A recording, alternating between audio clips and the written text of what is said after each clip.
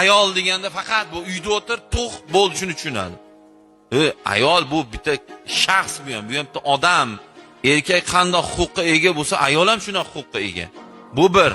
Ikkinchisi, O'zbekistonda ayol bilan erkak deyarli 50 ga 50. Bir 500 ming, 700 ming erkaklar ko'proq xolos. Bu degani nima degani? O'zbekiston aholisi 38 milliondan oshgan bo'lsa, 19 million atrofida ayollarimiz bor ekanlar. O'ylash kerak odam.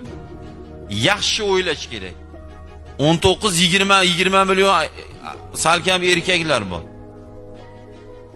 Ayollar va ayollarga xos bo'lgan, mos bo'lgan ishlarda, hunarlarda chetda o'tirgan shu qishloq, shu biz viloyat, Farg'onaliklar biz.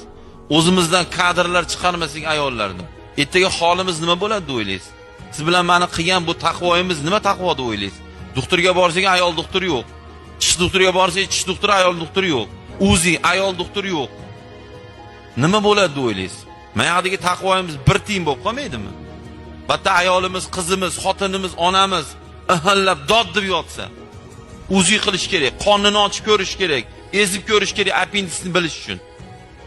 Ushab ko'rish kerak. Shuni kim o'ylaydi? Shuni men turib, mana miyam olmay qoladi men. Bugungi bemaza taqvo qilayotganlarni.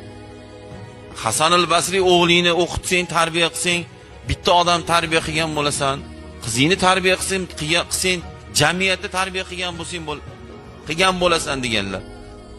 Hasanul Basri avliyo bo'lgan, olim bo'lgan. Hasanul Basriyni hayoti biz uchun nasihat. U odam siz bilan mendaqa oddiy abichli odam bo'lma, avliyo bo'lgan bu odam. Bekorga Hasanul Basri deyilavermaydi. Shular aytib turibdi-yu, "Ey, o'g'il tarbiya qilsang, bitta shaxs tarbiya qilding.